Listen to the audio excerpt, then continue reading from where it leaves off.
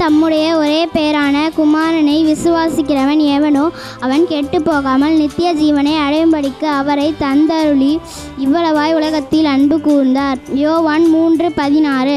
எங்கள் கடனாளிகளுக்கு நாங்கள் மன்னிக்கிறது போல எங்கள் கடன்களை எங்களுக்கு மன்னியும். மத்தேயு 6:12. வரங்களில் வித்தியாசங்கள் உண்டு, ஆவியானவர் ஒருவரே. ஊழியங்களிலும் வித்தியாசங்கள் உண்டு, கர்த்தர் ஒருவரே. இரக்கமுள்ளவர்கள் பாக்கியவான்கள், அவர்கள் இரக்கம் பெறுவார்கள். அன்றையும் நன்மை செய்யவும் தான தர்மம் பண்ணவும் மறவாதீர்கள்.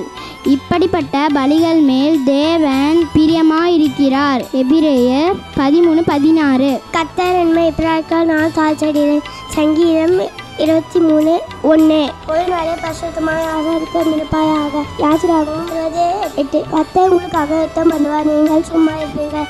யாத்திராகமும் 14:14. கண்மலை போல என்னை காத்திருளும். சங்கீதம் 17:8. இரக்கமுள்ளவர்கள் பாக்கியவான்கள், அவர்கள் இரக்கம் பெறுவார்கள். மத்தேயு 5:7. உம்முடைய ஆவிக்கு மறைவாக எங்கே போவேன், உம்முடைய சமூகத்தை விட்டு எங்கே ஓடுவேன்.